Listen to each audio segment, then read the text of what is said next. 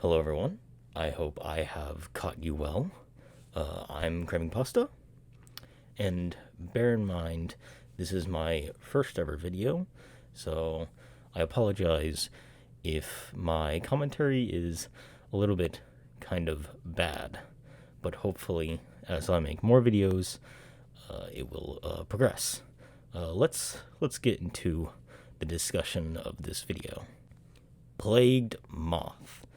If you are familiar with disturbing content and gore content on YouTube, I'm sure you have watched his content or at least heard of his name before. If you don't, let me kind of give you a bit of a summary. He basically makes commentary-esque videos discussing gory and disturbing content on the internet, such as his 12 Days of Gormus video series, as well as, for example, his Monkeygate video, which kind of goes down a creepy rabbit hole on YouTube where people have this extreme and bizarre desire to abuse monkeys. Crazy shit, right? Now that you kind of have a rough picture of the content Moth makes, let's dive into the main discussion of this video. Argument 1. Making gore content is evil. Recently, there has been kind of a wave of other YouTube creators, namely usually smaller in size, that have kind of been criticizing Plagued Moth for making videos over gore content. I would say especially on Twitter. Now, in my opinion, I think that this is a very weak argument. I don't see anything at fault with making content like this. Especially since there is no actual gore Moth reveals in his summaries of what transpires and whatever disturbing footage he's discussing. He pretty much blurs out everything, or at least parts of certain clips where the gore occurs. And I also think, from a wider point of perspective, that his informative videos on these sensitive subjects are helpful for people to realize how genuinely raw and uncensored the world actually is. The world isn't all sunshine and rainbows, and I think people need to realize that. But I'd rather use Moth's blurred videos as an outlet to be informed on shit like this, rather than actually watching the uncensored version on a shock site. Now, before I lead into the second argument, I honestly advise you to go understand and research these situations to understand what the hell I'm about to talk about before finishing this video. So, if you wish, stop my video here, research as much as you want, and then maybe come back. But if you don't care or are too lazy right now, I honestly don't think that matters too much, since I expect you to be smart enough to kind of pick up the pieces after you have watched this video and looked further into this discussion. Argument 2. Selling uncensored gore content. The first channel, which I will only briefly mention since I want to focus a majority of this video on another particular person later, is TCR, or That Creepy Reading. TCR criticized Plagued Moth for selling gore content from his Patreon via Discord server access. Well, he actually did a lot more than that, but like I said, I'm only mentioning him briefly, so I'm not really going to get into the nitty-gritty of that. If you are aware of this situation, then you will know that TCR was entirely at fault and did a terrible job at honestly doing anything. Plagued Moth has long since not sold any gore from his Patreon, and stopped doing so years ago at the request of Patreon. If you wish to hear more info on the TCR drama, you can just further look into it via other YouTube videos if you just search about the topic. Now, you could argue that there is still room to criticize Moth for even doing these actions in the first place long ago. In my honest opinion, I think that this is a decision up to you, whoever is watching this, to make on that stance. Since I would say that this is rather a kind of split opinion. But since I'm making this video, I think I should at least point out my opinion on it. What I think is that it's clear that Moth understood what he did wrong and stopped immediately after he was asked. Even if what he did was rather, I would say, questionable at the time, I can't really fault or hate Moth for something that he did years ago, but has now completely stopped doing so for a while now. Argument 3. Plagued Moth versus Slimebeast. Now this is where it can get a bit juicy. There are only two sides to this situation. You either have quite a lot of people being completely supportive of Moth, or have a bit of people completely in support of Slimebeast.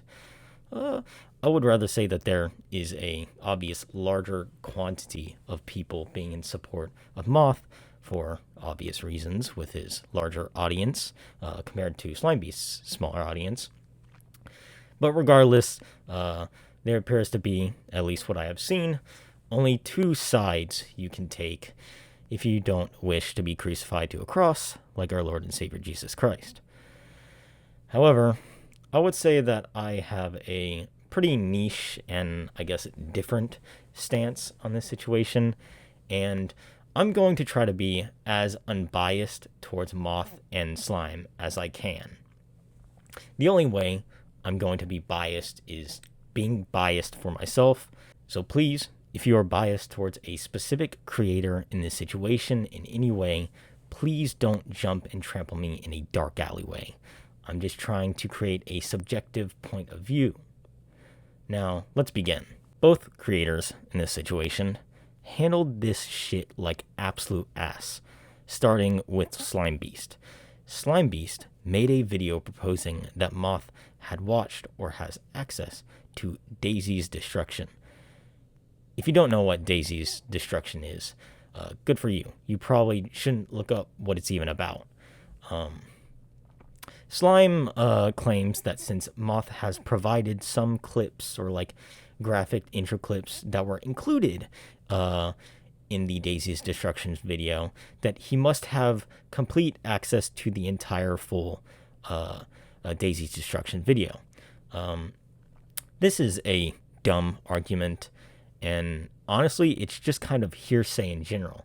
There are plenty of sources online showing the graphics included in Daisy's Destruction that obviously don't show the atrocity of the full video, where Moth could have easily sourced from. But regardless, it's complete hearsay. There's no way to go into Moth's house and check his files to see if he has the clips. It's all hearsay, and it's a dumb accusation, in my opinion. So, you're probably wondering, how did Moth handle this like ass? Well, I personally think that the accusation of Slimebeast being a pedophile and being perverse for 18 years is heavily weak at best. Let's take a look at Moth's Slimebeast video that he made exposing him of 18 years of perversion. Incel behaviors are the first red flags. He quite literally lives online, especially on his main Reddit account, user/Tormentalist, where he often gets into aggressive and degrading arguments with strangers, many of which just happen to be marginalized individuals. One quick example is a thread about a video where a woman who was counter-protesting an anti-trans rally is assaulted by a police officer, immediately bootlicking the police and quickly defending his gross statements. He is quick to attack those he feels presents as females with degrading comments and insults. He even goes as far as suggest the video was staged for clout, suggesting it as a common tactic used by women to attain viral attention. Not much goes on in the first 4 minutes of his video. until Moth shines criticism on a specific Reddit comment Slime made that I would argue is just a political argument Slime made. Now, I don't agree, obviously, with some comments Slime has made on his Reddit account, but since Moth has researched through Slime's Reddit account, let's take a look at his. And I quote, "I come every time someone dies. Why do you cry so much, you little pussy?" I don't know. I'm the best Gore YouTuber, so you tell me. Moth is not the best Gore content creator.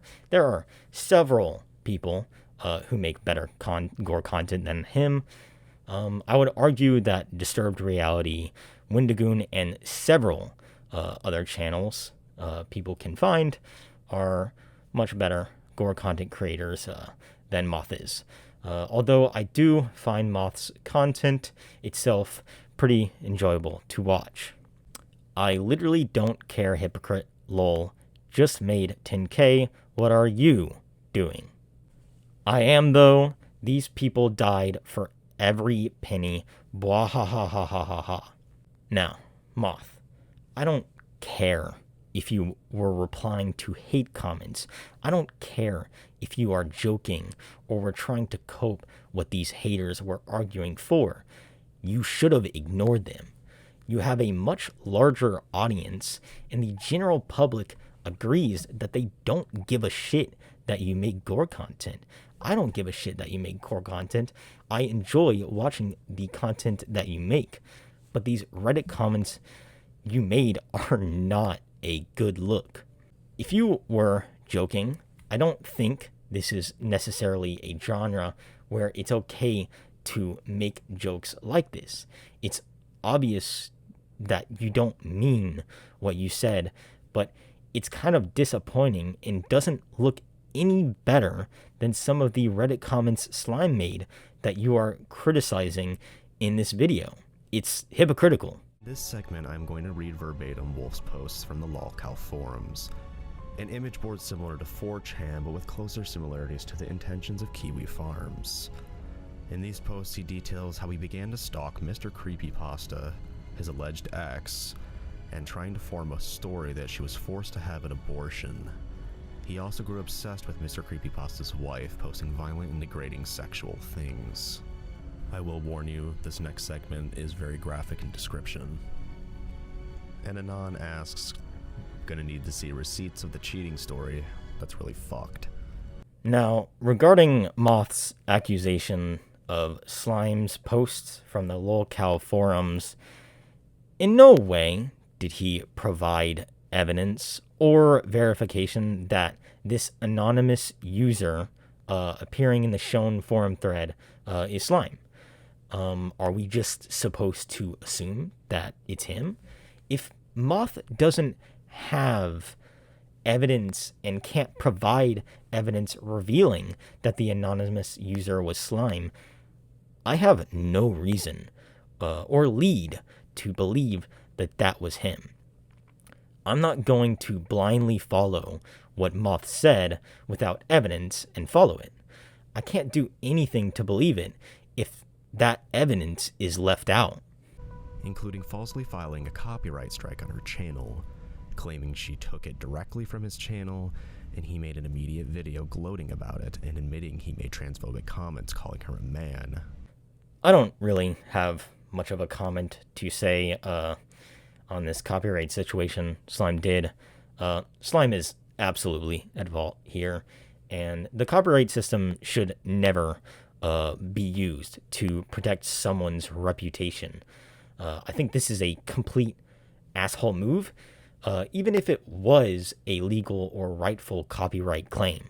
Within his account on DeviantArt, he has over 400 favorited images, most of which aren't too alarming on the surface, but as you dive deeper, it becomes clear that the self-proclaimed asexual, author of children's stories, does have a preferred body type.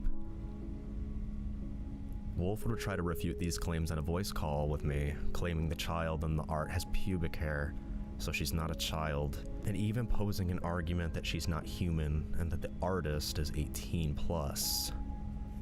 Now, looking at the picture you are showing of this demon girl in SFW art, it honestly doesn't even look like a drawing of a child or even lolly. From what I see, just from the perspective of this video, the character just appears to be a slim-bodied person. If the artist is 18 plus, and they say the character is 18 plus, then I don't see anything wrong with it. It's just art. It's not a real person. I'm sure you have learned how terrible this take of yours was when you got completely annihilated on Twitter.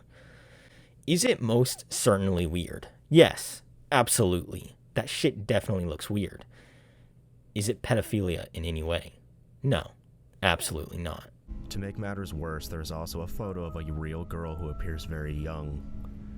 On May 23rd of 2023, I discussed this matter on a live stream to which Wolf attended. He was invited into a voice call where he continuously dodged questions and diverted blame with baseless accusations and insults, to the point where he had to be yelled at and scolded to even acknowledge the simple questions asked as we went back and forth insulting. He also continuously avoided the question of the child's age in the photo, despite defending himself with the claim that he knew the photographer and the subject was, quote, a friend. But under the pressure from the audience, he eventually cracked and admitted that, I quote, the child was 13. He would later change the story to say it was a self photo of a 20-year-old woman. But the problem lies here. According to Wolf, the subject was allegedly 20 in 2012, but he had been following her since 2005, favoriting images and obsessing over her. Doing the math, it makes sense now why he said she was 13, because this would be the age that she was when he began to follow her, and perhaps by coincidence, he also made his account around the same time as she did. Let's discuss the topic over the actual girl in the flower photo. Just from off the video, and no new information, just above what you have said in your expose video, we can agree that the actions Chris did are pretty fucking creepy and disturbing if you knew the girl in the photo was a child. However, let's take a look at a tweet made by Slimebeast that I would personally believe that not many people have seen, and I wouldn't be surprised if Moth didn't see this himself. I messaged the photographer 2 days ago, asking for permission to share the DM with her age, given the info that she, allegedly, was grifting for camera money with various ages. I'm going to share it. Now, looking at this, we can clearly see in a DM exchange with Slimebeast and the alleged child that took place on September 6th of 2005. The alleged child quotes, "I need a new camera soon because I legit can do so much better. I'm turning 21 in a few months, and I needed to get money for better stuffs." Now, just looking at this DeviantArt DM discussion that occurred on 2005, I don't see how Slimebeast can honestly fake something like this. So this would pretty much imply, regardless of whatever nonsense Slimebeast may have spewed during Moth's livestream, out of possible nervousness of the situation or possible new information about the alleged child he could have been known to him during a livestream chat long after the DeviantArt DM discussion he had with her, it doesn't matter. Because at the time he viewed the photo of her with the flower and conversed with her, it is clear from the DeviantArt DMs that he was under the impression that she was 21 at the time. I also don't understand the accusation of him stalking her, even if it was the case. I don't see how just because he liked this one singular photo, that he was stalking her for 18 years. In my opinion, that's an incredible stretch. It's also clear, now that we know he evidently and genuinely thought she was 21 at the time, it's just a normal photo. I did not see any indication of perversion from Slime at viewing that photo, and it's no question that the photo in question is not CP. So the accusation and claim that Slime is perverted and a pedophile from Moth is completely, and I would say wildly, false. This video Moth made on Slime from the start is riddled with lack of context and comes off as if it's an informative dive into Slime's life, when most of the claims it gives are incredibly weak at best. In summary, you both handled this situation like complete dumb fucks, nor did either one of you benefit from this exchange. I've cleaned my plate. Have a good night.